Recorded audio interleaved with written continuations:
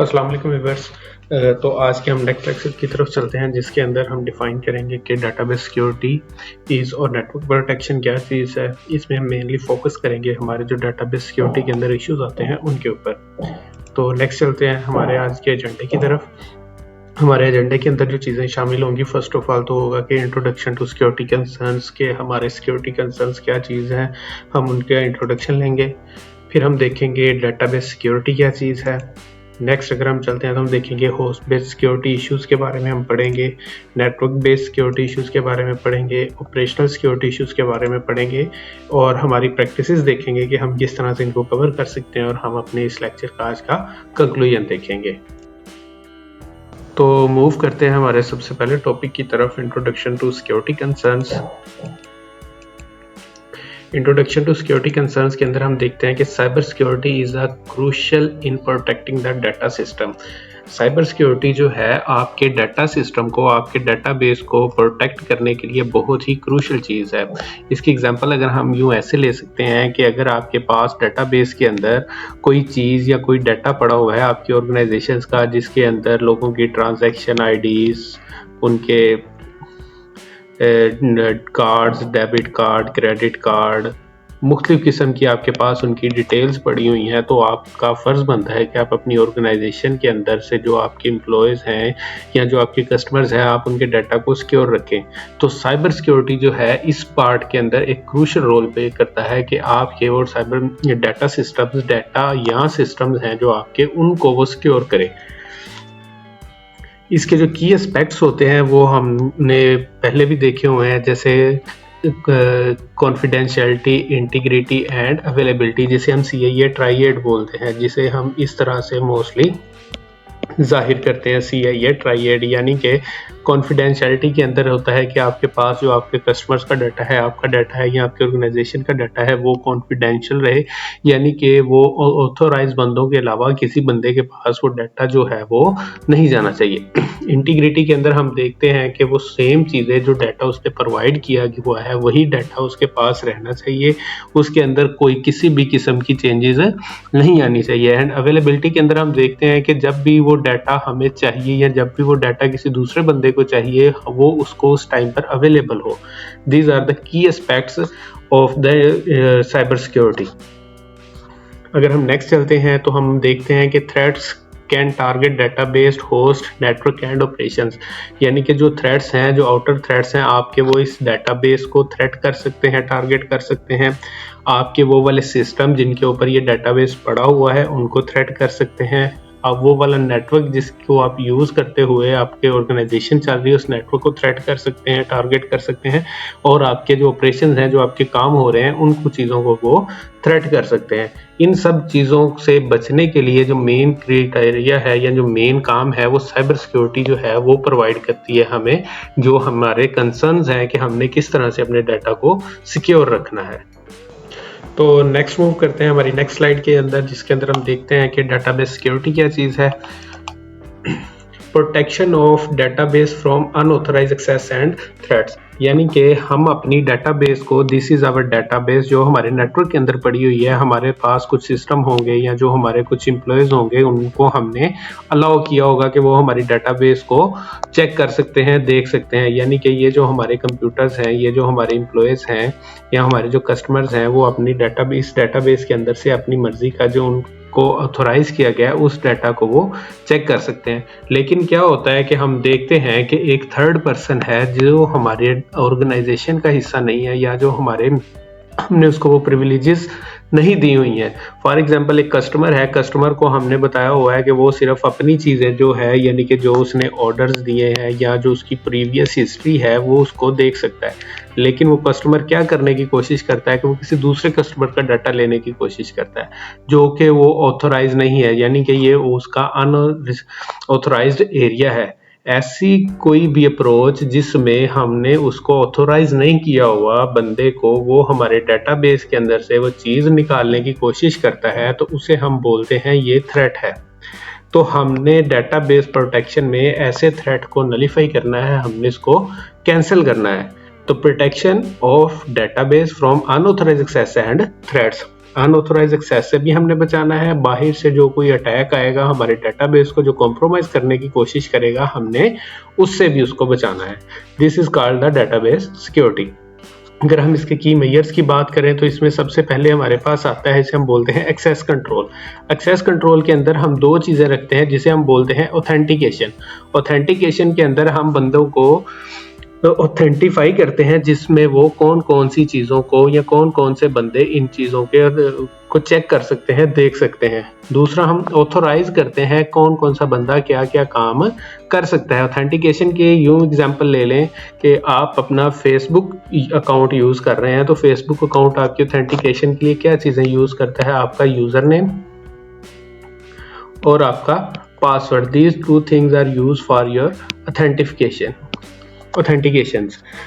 हमने यही चीज़ अपने डेटाबेस के अंदर लागू करनी है कि वो हम अपने यूज़र्स को किस तरह से ऑथेंटिकेट करेंगे कि वो हमारे ही यूज़र हैं। हम उनमें से रियल और फेक को किस तरह से डिफ़ाइन कर सकते हैं। हम जाहिर सी बात है हम उसके लिए यूज़र नेम और पासवर्ड रखेंगे। उसके अलावा हम उनकी 2 फैक्टर वेरिफिकेशन रख सकते हैं SMS से, किसी भी थर्ड पार्टी ऐप के साथ। और दूसरा, हम ऑथराइजेशन रखेंगे। ऑथराइजेशन के अंदर हम उनको अथॉरिटी देंगे कि वो कौन सी चीज़ों को चेक कर सकता है। फॉर एग्जांपल, एक एडमिन है आपकी ऑर्गेनाइजेशन का, एडमिन के पास ज़्यादा अथॉरिटी होगी एज कंपेयर टू जो आपके ऑफिस का, आपकी ऑर्गेनाइजेशन का एक क्लर्क है। एडमिन जो होगा वो आपकी पूरी ऑर्गेनाइजेशन को देख सकता है, या जो आपने उसको अथॉरिटीज़ दी हुई हैं वो उनसे चेक कर सकता है। और एक जो क्लर्क होगा उसके पास लिमिटेड अथॉरिटीज़ होंगी, जो काम वो कर रहा है सिर्फ उसके लिए हमने उसको एक्सेस दी होगी। तो सबसे पहला की मेजर जो होता है वो हमारे सिस्टम के अंदर, डेटाबेस सिक्योरिटी के अंदर, यही है कि हम एक्सेस कंट्रोल देखेंगे। दूसरी तरफ अगर हम चलते हैं नेक्स्ट स्टेप की तरफ, तो वो इंक्रिप्शन है। इंक्रिप्शन में क्या होता है कि हम डाटा को इनक्रिप्ट करते हैं। हम क्या करते हैं कि एक डाटा जो प्लेन टेक्स्ट के अंदर पड़ा हुआ है उसके ऊपर हम इंक्रिप्शन की लगाकर उसको हम इनक्रिप्टेड टेक्स्ट के अंदर चेंज कर देते हैं। उसके लिए हम क्या यूज़ करते हैं, मुख्तलिफ किस्म की encryption tools, encryption algorithm use कर सकते हैं। SHA, जिसके हम एग्जांपल ले लेते हैं, जैसे SHA 256 बहुत कॉमनली यूज़ हो रहा है हमारा एल्गोरिदम।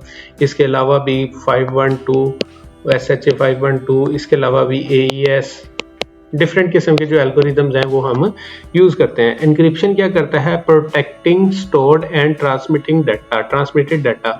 ये आपके डाटा जो आपने स्टोर किया हुआ है, अगर आप उसको एक इंक्रिप्टेड फॉर्म के सूरत में स्टोर करते हैं, अगर आपके डाटाबेस के ऊपर कोई अटैक हो भी जाता है तो अटैकर को ओरिजिनल डाटा नहीं मिलेगा, उसको एक इंक्रिप्टेड डाटा मिलेगा जिसको उसे इंक्रिप्शन की लगाकर ओपन करना पड़ेगा। सेम एज इट इज, अगर हमने ट्रांसमिटेड डाटा को इनक्रिप्ट करके ट्रांसमिट किया हुआ है तो अटैकर अगर ट्रांसमिटेड डाटा को अटैक करके डाटा निकाल लेता है तो उसको फिर भी ओरिजिनल डाटा नहीं मिलेगा, उसको एक इनक्रिप्टेड डाटा मिलेगा जिसको उसको इंक्रिप्शन की के यूज करके निकालना पड़ेगा, ओरिजिनल डाटा को देखना पड़ेगा। नेक्स्ट चलते हैं, डेटाबेस ऑडिटिंग की जाती है। डेटाबेस ऑडिटिंग के अंदर क्या होता है कि हम लॉगिंग यूज़र एक्टिविटीज़ चेक करते हैं। जितने भी हमारे पास यूज़र हैं वो लॉग इन कर रहे हैं, जो भी एक्टिविटी कर रहे हैं, हम क्या करते हैं उनके जो भी वो काम करते हैं उन्हें रिकॉर्ड करते जाते हैं। फॉर एग्जांपल, स्टेप 1 के ऊपर इस बंदे ने लॉग इन किया, स्टेप 2 के अंदर ये बंदा फलां पेज के ऊपर गया, स्टेप 3 में फलां पेज के ऊपर गया, वहाँ पर उसने इतने मिनट गुजारे, इतने सेकंड गुजारे। हर चीज़ जो होगी हम उसकी एक कंप्लीट डिटेल जो रखते हैं उसको हम लॉगिंग बोलते हैं। हम उसको लॉग करेंगे डाटाबेस के अंदर। हम फिर अगर कोई सस्पिशियस एक्टिविटी हमें नज़र आती है तो फिर हम इस लॉग से उसको चेक कर सकते हैं। नेक्स्ट होता है जी हमारे पास बैकअप एंड रिकवरी। हम अपने डाटा की अवेलेबिलिटी जो है उसे इंश्योर करना है, उसके लिए हम डेली या आवरली बैकअप सेट करते हैं, फिर हम उसकी रिकवरी करते हैं। अगर हमारे पास इन केस के डाटा लॉस हो जाता है तो हमारे पास सारा डाटा जो होगा वो लूज नहीं होगा, हमारे पास कुछ ना कुछ जो है वो बैकअप पड़ा होगा। हमें कुछ ना कुछ जो बैकअप होता है वो रखना पड़ता है। जैसे व्हाट्सएप के ऊपर बैकअप के लिए आप सेटअप कर लेते हैं कि आपको वीकली बैकअप चाहिए, डेली बैकअप चाहिए, मंथली बैकअप चाहिए। तो क्या होता है, अगर आप अपने व्हाट्सएप को किसी दूसरे फ़ोन के अंदर लॉगिन भी करते हैं तो आपके पास जो लास्ट बैकअप स्टोर होता है वो आपके पास डाटा जो होता है वो रिकवर होकर आपके पास आ जाता है। उसके बाद पैचिंग एंड अपडेट्स होती हैं, इसमें हमने फिक्स करनी होती है वल्नरेबिलिटीज़ को। इसके अंदर हमने रेगुलरली अपने सिस्टम को अपडेट करना है। एंड फिक्सिंग के अंदर, पैचिंग अपडेट्स के अंदर क्या होता है कि इसमें हमने रेगुलरली अपने सिस्टम को फर्स्ट ऑफ ऑल तो हम अपडेट करेंगे लेटेस्ट सॉफ्टवेयर्स के साथ जो हमारे पास वल्नरेबिलिटीज़ हैं कि हम उसको फिक्स कर सकें। इसके अलावा अगर हमारे पास कोई और वल्नरेबिलिटीज़ आती हैं जो अपडेशन से फिक्स नहीं हो रही, तो हमने उसको पैच करना होता है, उन वल्नरेबिलिटीज़ को रिमूव करना होता है, जो कि एक ऑर्गेनाइजेशन की सबसे बड़ी सरदर्द होती है कि हमें अपने सॉफ्टवेयर को रेगुलरली अपडेट करते रहना होता है। मूव करते हैं हमारी नेक्स्ट स्लाइड की तरफ, जिसका टाइटल है जी डेटाबेस सिक्योरिटी थ्रेट्स। इसके अंदर हम बेसिकली देखेंगे कि कौन कौन से सिक्योरिटी थ्रेट्स जो हैं वो हमारे डेटाबेस में आ सकते हैं, हमें किन से मुहतात रहना चाहिए। तो सबसे पहले है जी एसक्यूएल इंजेक्शन है। एसक्यूएल इंजेक्शन क्या चीज़ होती है कि इसके अंदर हम डिफरेंट किस्म की एसक्यूएल क्यूरीज लगाकर हम डेटाबेस के अंदर अनऑथराइज्ड एक्सेस लेते हैं। प्रिविलेजेस मिसयूज़ का अंदर होता है कि आपको किसी चीज़ का एक्सेस दिया गया, आप उसका मिसयूज़ करके एक्सप्लॉइट करते हो अपनी एक्सेसेस को, यानी कि इनसाइडर थ्रेट बनकर। डाटा ब्रीचेस की तरफ जाते हैं तो सेंसिटिव इंफॉर्मेशन को जो चोरी किया जाता है, this is called data breach, जिसकी आपको याद होगा कि 2021 में फेसबुक में ऑलमोस्ट 500 मिलियन यूज़र्स का जो डाटा था वो इस डाटा ब्रीच की वजह से पब्लिक हो गया था, चोरी हो गया था। उसके बाद डिनाइल ऑफ सर्विस अटैक है। डिनाइल ऑफ सर्विस अटैक के अंदर हम ओवर फ्लडिंग कर देते हैं बेसिकली उनके डाटाबेस सर्वर की, जिससे जो है वो उनका डाटाबेस जो है वो स्टॉप हो जाता है, बंद हो जाता है। तो हम नेक्स्ट इनकी डिटेल इन्फॉर्मेशन देखते हैं कि एसक्यूएल इंजेक्शन कैसे वर्क करता है, मिसयूजेस क्या होते हैं, डाटा ब्रीचेस क्या चीज़ें हैं, या डिनाइल ऑफ सर्विस अटैक्स जो हैं वो क्या चीज़ें हैं। तो नेक्स्ट मूव करते हैं इनके डिटेल रिव्यू की तरफ कि एसक्यूएल इंजेक्शन और डिफरेंट थ्रेड्स जो हैं वो कैसे वर्क करते हैं। तो अगर हम बात करते हैं एसक्यूएल इंजेक्शन की, एसक्यूएल इंजेक्शन इज बेसिकली इसके अंदर क्या होता है कि हम एक कमांड लगा देते हैं हमारे यूआरएल के अंदर, जिससे हम ये साबित करते हैं कि हम एडमिन हैं और हमें जो है वो एडमिन एक्सेस जो है वो दी जाए। ये किसी भी किस्म की एक्सेस जो है या जो उसके अंदर फ्लॉ होगा उनके डाटाबेस के अंदर, हम उसको एक्सप्लॉइट करने की कोशिश करते हैं। तो इस सिनेरियो के अंदर देखें जी, हमारे पास दो यूज़र्स हैं। एक तो है ये सिंपल यूज़र, ये क्या करता है, ये अपने इस यूआरएल के थ्रू आता है इस सिस्टम के अंदर, वो अपने क्रेडेंशियल्स लॉगिन करता है, अपना यूज़र नेम, पासवर्ड या मल्टी फैक्टर ऑथेंटिकेशन जो भी है वो उसको एंटर करने के बाद वो वेब एप्लीकेशन सर्वर के पास आता है, वो उसको वेरीफाई करता है। वेरीफाई करने के बाद वो उसको डाटाबेस सर्वर तक एक्सेस दे देता है और यूज़र जो है वो अपना काम करता है, जो उसको चाहिए वो करके वहाँ से निकल जाता है। लेकिन अगर आप आते हैं अटैकर की तरफ, तो सबसे पहले आप देखें जी अटैकर क्या आता है जी, वो मलेशियस करैक्टर है। वो इसी माइंडसेट के साथ आया कि उसने आपके डाटाबेस के अंदर, डाटा सर्वर के अंदर जो भी डाटा पड़ा हुआ है उसने उसको एक्सेस करना है, उसको इलीगल या अनऑथराइज वे के अंदर एक्सेस करके उसे वो यूज़ करेगा। तो सबसे पहले तो आप ये देखें कि ये वो किस यूआरएल के थ्रू आ रहा है। यहाँ पर यूज़र का भी यूआरएल आप देख सकते हैं कि http://hello.com/view.php?q=admin। This is your user जो है वो यूआरएल यूज़ कर रहा है। लेकिन अगर आप अटैकर की तरफ आते हैं तो आप देखें कि वो क्या करता है जी। सबसे पहले तो आप उसकी यूआरएल ही चेक कर लेंगे, http://hello.com/view.php?abc% और 1=1।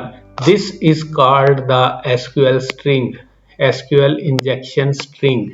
ये वाला जो पार्ट है ये बेसिकली काम कर रहा है आपके एसक्यूएल इंजेक्शन का। इसका मकसद क्या है 1=1 का, वो ये बताता है कि आपको ये आपके पास वो एक रूट एक्सेस आपको देने की कोशिश करता है। ऑब्वियसली अगर उसके अंदर आपके डाटाबेस के अंदर ये फ्लॉ नहीं है, आपने इसके ऊपर सिक्योरिटी चेक लगाया हुआ है, तो वो इसे पास नहीं होने देगा। लेकिन अगर सिक्योरिटी चेक नहीं लगाया हुआ है तो इन केस वो आपके डाटाबेस का एक रूट यूज़र बन के आपके पूरे डाटाबेस को वो एक्सेस कर सकता है। और हम इसके ऊपर इंशाल्लाह डिटेल वीडियो भी बनाएंगे। अगर आप चाहते हैं कि मैं दिखाऊं एसक्यूएल इंजेक्शन कैसे वर्क करता है, उसका प्रॉपर प्रैक्टिकल व्यू, तो कमेंट्स के अंदर ज़रूर बताइएगा, मैं ज़रूर बनाऊंगा इसके ऊपर वीडियो। तो इसके बाद नेक्स्ट चलते हैं। वो इस यूआरएल के थ्रू आया, उसने यहाँ पर ये अपने क्रेडेंशियल्स लगाए, ये उसने अपने एसक्यूएल इंजेक्शन स्ट्रिंग इन की, वो वेब एप्लीकेशन सर्वर पर आया। वेब एप्लीकेशन सर्वर इसको डिटेक्ट नहीं कर सकेगा अगर उसके अंदर सिक्योरिटी चेक्स नहीं लगे हैं। अगर वो नहीं कर सकता तो वो उसको डाटाबेस सर्वर के ऊपर ले जाएगा। वो डाटाबेस सर्वर के अंदर जाकर वो कुछ भी कर ले, वो यूज़र चेंज कर ले, अपना परमानेंट यूज़र बना ले, कुछ भी कर ले, वो कर सकता है अब यहाँ पर, क्योंकि उसके पास रूट एक्सेस है, एडमिन एक्सेस है, वो कुछ भी कर लेगा यहाँ पर। तो मूव करते हैं नेक्स्ट स्लाइड की तरफ, जिसके अंदर हमने पढ़ा था कि प्रिविलेज मिसयूज़ हैं, इनसाइडर थ्रेट एक्सप्लॉइटिंग एक्सेस है। इसके अंदर बेसिकली क्या होता है कि आप एक ऑर्गेनाइजेशन के अंदर रहकर उसको नुकसान पहुंचाने की कोशिश कर सकते हैं। ये दो तरीके के होते हैं, एक इंटेंशनल होते हैं, दूसरे अनइंटेंशनल होते हैं। जो इंटेंशनल होते हैं उसमें हम जानबूझकर ऑर्गेनाइजेशन को नुकसान पहुंचाते हैं। अनइंटेंशनल के अंदर क्या होता है कि जैसे इसके अंदर कोई फिशिंग ईमेल मैं आपको सेंड कर दूं, या कोई बंदा एम्प्लॉय को फिशिंग ईमेल या फिशिंग लिंक इस तरह का कुछ भी भेज दे, और उसको इस बारे के अंदर इसके अंदर अवेयरनेस नहीं है कि ये फिशिंग ईमेल्स या फिशिंग लिंक्स पर क्लिक करने से उसका कुछ नुकसान हो सकता है, तो वो उस पर क्लिक कर दे, तो उससे भी अनइंटेंशनल थ्रेट हो सकता है जो आपके उस ऑर्गेनाइजेशन को नुकसान पहुंचा सकता है। 5 टाइप्स ऑफ इनसाइडर थ्रेट्स हैं। एक्सटर्नल थ्रेट्स है जो बाहर से एक्सेस किया जाता है। इक्विपमेंट थ्राइवरी है जिसके अंदर हम इक्विपमेंट को सोशल इंजीनियरिंग करके कुछ कर सकते हैं, चेंजिंग करके। सोशल इंजीनियरिंग अटैक्स हैं जिसके अंदर हम मुख्तलिफ सोशल मीडिया के अकाउंट्स को इंजीनियर करके या उनकी कॉपीज बनाकर हम अनऑथराइज तरीके से उस ऑर्गेनाइजेशन की इंफॉर्मेशन ले सकते हैं। अनऑथराइज एक्सेस है, रन टाइम रूटीन एक्सेस है। दिस टाइप्स ऑफ, ये 5 टाइप्स हैं इनसाइडर थ्रेट्स की, जिनकी वजह से आपके सिस्टम के अंदर इनसाइड आपको नुकसान पहुंच सकता है आपके ऑर्गेनाइजेशन के अंदर।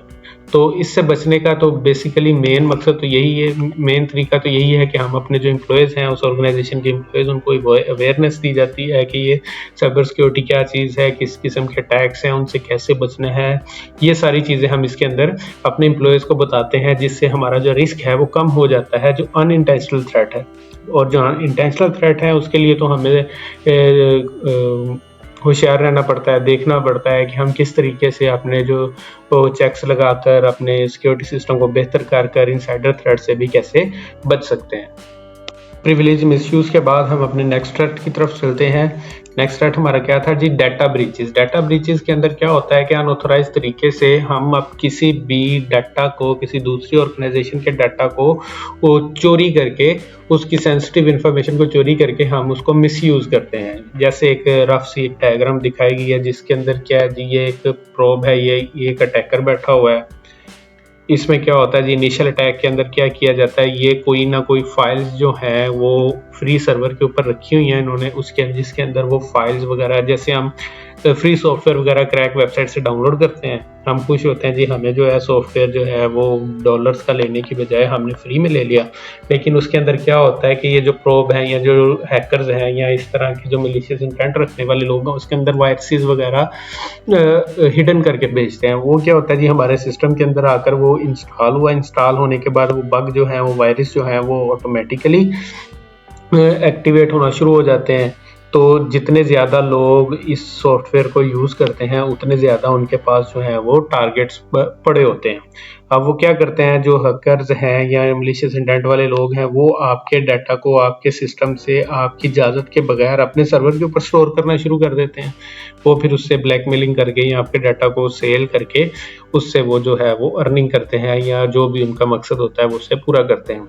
बेसिकली डाटा ब्रीच के अंदर होता है जी, उन्होंने आपकी सेंसिटिव इन्फॉर्मेशन को चोरी करना है। वो सेंसिटिव इन्फॉर्मेशन कुछ भी हो सकती है, वो आपकी क्रेडिट डिटेल्स हो सकती हैं, वो आपकी पर्सनल डिटेल्स हो सकती हैं, वो कुछ भी हो सकता है। वो आपकी सेंसिटिव इन्फॉर्मेशन को आपके खिलाफ यूज़ करने के लिए जो सिस्टम को वो यूज़ करेंगे, वो डिफरेंट किस्म के अटैक्स उसके लिए वो यूज़ कर सकते हैं। वो सारी जो होती हैं वो चीज़ें डाटा ब्रीचेस के अंदर आती हैं। सिमिलरली एक 2021 के अंदर फेसबुक के साथ भी डाटा ब्रीच हुआ था, जिसके अंदर उनके 500 मिलियन अकाउंट्स का जो डाटा था, 500 मिलियन का डाटा अकाउंट्स का वो जो था वो ब्रीच हुआ था। उनकी जो इंटीग्रिटी सिक्योरिटी थी वो इसके ऊपर काफ़ी कॉम्प्रोमाइज़ हुई थी। डाटा ब्रीच के अंदर हम इसको समराइज़ करें तो देखें कि वो उन्होंने आपका सेंसिटिव इन्फॉर्मेशन चुरानी है, वो किसी भी तरीके से चुराएंगे, फिर उसका वो मिसयूज़ करेंगे, वो जैसे भी कर सकते हैं, दैट डिपेंड्स ऑन दैम। उसके बाद अगर हम नेक्स्ट चलते हैं, next is the denial of service attack. Denial of service attack के अंदर बेसिकली क्या होता है कि यहाँ पर एक अटैकर बैठा हुआ है आपका। वो अटैकर क्या करता है कि अपने सिस्टम से कुछ ना कुछ वो वायरसेस वगैरह या दूसरे सिस्टम्स को हैक करता है, या उनके अंदर वायरसेस वगैरह या इस तरह के कोई भी पैकेट्स जो है उन सिस्टम के अंदर सेंड करता है, जिसे वो स्लेव सिस्टम हम बोलते हैं। जैसे मैंने लास्ट टाइम भी एग्जांपल दी कि हम किसी वेबसाइट से क्रैक सॉफ्टवेयर डाउनलोड करते हैं, उनके अंदर वायरसेस मौजूद होते हैं। वो वायरसेस क्या करते हैं, वो अपनी मर्जी से एक्ट करते हैं, जो उनको यहाँ से कमांड मिलती है वो आपको पता भी नहीं होता, और वो आपके सिस्टम से किसी दूसरे सिस्टम की तरफ अटैक कर रहे होंगे या आपके डाटा को किसी दूसरे के पास भेज रहे होंगे। तो बेसिकली उन सिस्टम्स को हम स्लेव्स बोलते हैं। अटैकर क्या करता है, अपने स्लेव्स को यहाँ से कमांड भेजेगा। जैसे ही वो कमांड भेजेगा, for example this is a system, कोई भी लैब का सिस्टम है या कोई भी इनसिक्योर लैब है जिसके ऊपर हमने ये डिनायल ऑफ सर्विस अटैक के जो चेक्स हैं वो नहीं लगाए हुए, तो वो क्या करता है जी, अटैकर कमांड भेजेगा, स्लेव्स एक्टिव होंगे, सारे स्लेव एक ही आईपी एड्रेस के ऊपर कमांड्स भेजना शुरू कर देंगे। तो क्या होगा, कुछ टाइम के लिए तो ये सर्वर जो होगा वो होल्ड करेगा, लेकिन उसके पास जो फ्लो ऑफ इंफॉर्मेशन या फ्लो ऑफ ट्रैफिक इतना ज़्यादा हो जाएगा कि वो उसको हैंडल नहीं कर सकता। तो एट द एंड वो सर्वर जो होगा वो क्रैश हो जाएगा। बेसिकली इसमें क्या किया जाता है कि एक स्पेसिफिक आईपी एड्रेस को टारगेट किया जाता है। लाइक दिस इज अटैकर, वो चाहता है कि ये वाला जो आईपी एड्रेस है मैंने उसको टारगेट करना है, इसके ऊपर जो भी सर्वर पड़ा हुआ है मुझे उसको क्रैश करना है। तो वो अपने सारे स्लेव्स को इस आईपी एड्रेस की इंफॉर्मेशन देगा, वो इसके ऊपर बार बार जो है वो ट्रैफिक भेजेंगे। ट्रैफिक जब उसकी सर्वर की कैपेसिटी से ज़्यादा चली जाएगी तो ये सर्वर जो बेसिकली है वो हैंग हो जाएगा, शट डाउन हो जाएगा, जिससे वो जो अटैकर है वो अपने जो इंटेंट है वो पूरी कर लेगा। डॉस अटैक के बाद अगर हम आगे चलते हैं तो हम देखते हैं जी, हमारे पास नेक्स्ट स्लाइड जो है वो होस्ट बेस्ड सिक्योरिटी इश्यूज है। यानी कि हमने दो सिस्टम इससे पहले पढ़े हुए थे, जो लास्ट वीडियो के अंदर मैंने बताए थे, जिसका लिंक ये आपके पास ऊपर आई के निशान के साथ भी आ रहा होगा, और मैं इसको डिस्क्रिप्शन में भी लगा दूंगा। अगर आपने नहीं पढ़े तो आप वहाँ से पढ़ सकते हैं। होस्ट बेस्ड सिक्योरिटी इश्यूज हैं। होस्ट के अंदर क्या होता है जी, हमने ऐसा नेटवर्क बनाना है जो हमारे होस्ट की प्रोटेक्शन करे। उसके अंदर जो इश्यूज होंगे उनकी अगर बात करते हैं तो इसके अंदर हम इंडिविजुअल डिवाइसेस को प्रोटेक्ट करते हैं।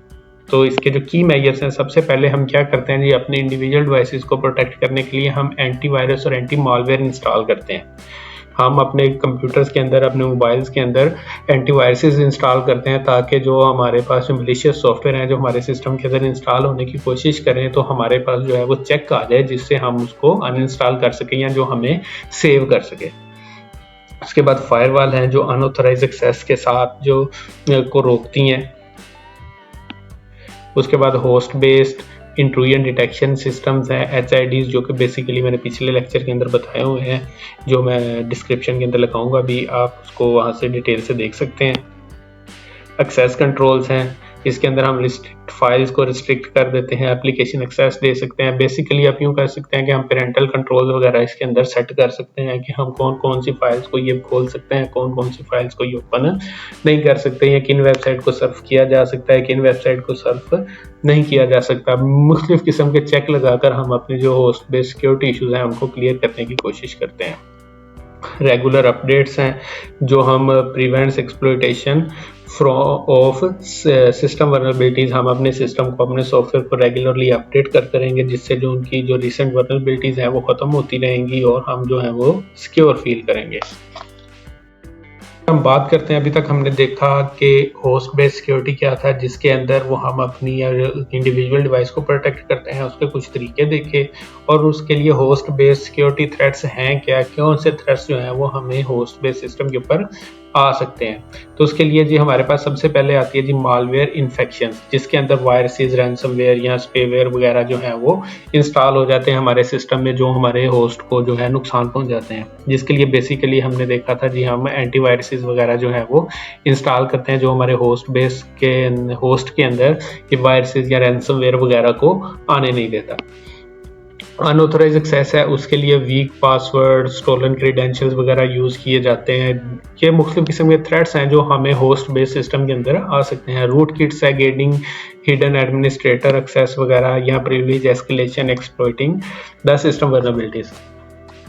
मालवेयर इन्फेक्शन के अंदर वायरसेस वगैरह या रैंसमवेयर वगैरह किसी भी तरीके से आपके सिस्टम के अंदर हम वो इंस्टॉल कर सकते हैं। वो हम फ्री सॉफ्टवेयर या क्रैक सॉफ्टवेयर की सूरत में कर लेंगे, या किसी से कोई करप्ट यूएसबी वगैरह लेकर लगाने की सूरत में, या कोई फिशिंग ईमेल के साथ किसी भी तरीके से वो हमारे सिस्टम में इंस्टॉल हो सकते हैं।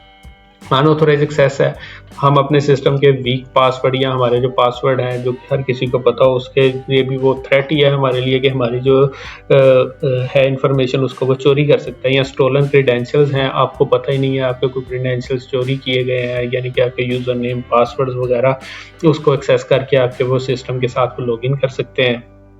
रूट किट्स हैं, इसके अंदर हम एडमिनिस्ट्रेटर एक्सेस करते हैं, हिडन एडमिनिस्ट्रेटर एक्सेस लेते हैं हम। बेसिकली वो भी अनऑथोराइज तरीके से ही हम लेंगे कि हम जिसके अंदर एडमिनिस्ट्रेटर के सारे प्रिविलेजेस जो हैं वो इंजॉय करेंगे एक्सेट्रा। उसके बाद प्रिविलेज एक्सक्लेशन है, इसके में हम क्या करते हैं कि एक्सप्लॉइटिंग सिस्टम वर्नेबिलिटीज, हम सिस्टम की वर्नेबिलिटीज जो है वो उन्हें एक्सप्लॉइट करते हैं। जिसके एक एग्जांपल हम पीछे देख के आए हैं कि जो एसक्यूएल इंजेक्शन है उसके अंदर हमने बेसिकली एक सिस्टम की वर्नेबिलिटीज को ही एक्सप्लॉइट किया है, जिसके अंदर हमने वो चेक्स वगैरह नहीं लगाए या हमने अपने सिस्टम को अच्छे से अपडेट नहीं किया होगा उस वजह से। नेक्स्ट चलते हैं network based security issues. Basically ये दो सिस्टम्स थे जो लास्ट लेक्चर के अंदर मैंने पढ़ाए थे, मैंने पिछली स्लाइड्स के अंदर भी जिक्र किया, जिसके अंदर नेटवर्क बेस्ड और होस्ट बेस्ड दोनों थे। आप इसको डिस्क्रिप्शन में इसका लिंक देख के आप इसको पूरी डिटेल के साथ वहाँ से पढ़ सकते हैं अगर आपको आइडिया नहीं है इस बारे में। तो होस्ट बेस्ड क्या करता है जी, आपके पूरे नेटवर्क के इंफ्रास्ट्रक्चर को वो प्रोटेक्ट करना होता है उसने। सॉरी, नेटवर्क बेस के अंदर क्या होता है जी, नेटवर्क बेस के अंदर उसने आपके पूरे नेटवर्क के इंफ्रास्ट्रक्चर को प्रोटेक्ट करना होता है। अगर आप इसके की मेजर्स देखें तो इसके अंदर प्रोटेक्शन के लिए हम बेसिकली फायरवॉल्स इंस्टॉल करते हैं जो अनऑथराइज्ड जो ट्रैफिक होती है उसको अंदर नहीं आने देती। हम IDS और IPS इंस्टॉल करते हैं, ये भी मैंने पिछले लेक्चर के अंदर पूरी डिटेल के साथ बताए हुए हैं। आप वो भी मैं पिन कर दूंगा और आप उसको चेक कर सकते हैं। IDS और IPS basically intrusion detection system और इंट्रूजन प्रिवेंशन सिस्टम होते हैं जो मॉनिटर करते हैं और प्रिवेंट करते हैं सस्पिशियस एक्टिविटीज़ को। हम VPN इंस्टॉल करते हैं हमारी ट्रैफिक को इंक्रिप्ट करने के लिए, और सिक्योर प्रोटोकॉल्स वगैरह जो है वो हम यूज़ करते हैं अपनी कम्युनिकेशन को प्रोटेक्ट करने के लिए।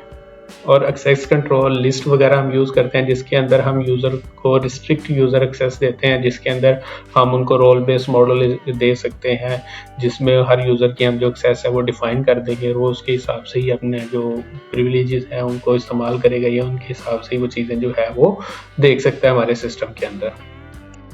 नेटवर्क बेस्ड सिक्योरिटी इश्यूज के बाद हम देखते हैं जी हमारे पास ऑपरेशनल सिक्योरिटी इश्यूज कौन कौन से आते हैं। इसके अंदर हम क्या करते हैं जी, ensuring overall cyber security effectiveness. इसके अगर की थ्रेट्स देखते हैं तो हम ह्यूमन एरर भी हो सकता है, अनइंटेंशनल डाटा एक्सपोजर है, सोशल इंजीनियरिंग है, लैक ऑफ सिक्योरिटी पॉलिसीज हैं और पुअर सिक्योरिटी गवर्नेंस हैं। ये सब चीज़ें इसके अंदर अगर हम ऑपरेशनल थ्रेट्स के अंदर या ऑपरेशनल सिक्योरिटी इश्यूज के अंदर देखते हैं। हम ह्यूमन एरर इसके अंदर हम अनइंटेंशनल डाटा एक्सपोजर कर देते हैं, जैसे कि इसके एक बड़ी बहुत ही इजी एग्जांपल है जिसे हम फिशिंग बोलते हैं। फिशिंग में हम दूसरे एम्प्लॉयज़ को ट्रिक करके हम उनके से जो डाटा है वो निकलवा सकते हैं। या ह्यूमन एरर बोल सकते हैं जो अनइंटेंशनल तरीके से होता है कि आपको डाटा को किसी और को सेंड करना था, किसी और को भेज दिया, या डाटा को डिलीट करना था वो सेव हो गया, या कुछ भी इस तरह का काम जो ह्यूमन एरर से वो हो सकता है। इसके अंदर अनइंटेंशनल डाटा एक्सपोजर हो जाता है। सोशल इंजीनियरिंग में की एग्जांपल है फिशिंग ईमेल्स वगैरह। फिशिंग के ज़रिए हम कुछ भी प्रिटेंड करके डाटा से जिसके पास इतनी अवेयरनेस नहीं है उससे हम चीज़ें ले सकते हैं, उससे डाटा निकलवा सकते हैं। लैक ऑफ सिक्योरिटी पॉलिसीज हैं, हम पुअर सिक्योरिटी गवर्नेंस हैं जिसके अंदर हम प्रॉपर अपनी जो पॉलिसीज है वो इन्फोर्स नहीं कर पा रहे, जिसकी वजह से जो है हमारे जो डाटा है या जो हमारे सिस्टम है वो इतना सिक्योर नहीं है। हमने कुछ वल्नरेबिलिटीज़ जो हैं उन्हें ओपन छोड़ दिया है। मिसाल के तौर पर हमें पता भी है जैसे कि इस कमांड के ज़रिए एसक्यूएल इंजेक्शन के अंदर अगर हम ये कमांड जो है वो लगाते हैं तो उससे हम अपने सिस्टम के अंदर एंटर हो सकते हैं विदाउट एनी सिक्योरिटी चेक। हमें इस वल्नरेबिलिटी का पता भी है लेकिन फिर भी हमने इसको ओपन छोड़ दिया, तो ये भी हमारे लिए एक बहुत बड़ा थ्रेट है, ये एक बहुत बड़ा इश्यूज़ है। हमें जितनी वल्नरेबिलिटीज़ का पता है हमने उनको टैकल करना है, हमने उसको पैच करना है और हमने इन सब मुख्तलिफ चीज़ों से बचना है ताकि हमारा जो सिस्टम है, जो हमारा डेटाबेस है वो सिक्योर रहे। और अगर हम कंक्लूजन की बात करें जो हमने आज के सिस्टम के अंदर, आज के इस लेक्चर के अंदर देखा है, हमने इसमें देखा है जी database, host and network securities are interconnected है। जो आपका डेटाबेस है वो आपके होस्ट और नेटवर्क के साथ कनेक्ट है। अगर आपका इन तीनों में से कोई एक चीज़ भी सेफ नहीं है तो आपका पूरा सिस्टम एक्सपोज है। अगर आपका डेटाबेस सेफ नहीं है तो आपके होस्ट और नेटवर्क एक्सपोज है। अगर आपका नेटवर्क सेफ नहीं है तो भी आपकी ये दोनों चीज़ें एक्सपोज है। स्ट्रॉन्ग सिक्योरिटी पॉलिसीज हैं जो हेल्प करती है मिटिगेट रिस्क को ख़त्म करने के लिए। जो सिक्योरिटी पॉलिसीज हैं वो हमारी हेल्प करेंगी। Continuous monitoring and updates enhance cyber security, हमें कंटिन्यूस मॉनिटरिंग करनी पड़ेगी अपने सिस्टम की और अपने सिस्टम को अपडेट रखना पड़ेगा जिससे हम अपनी जो साइबर सिक्योरिटी है इश्यूज हैं वो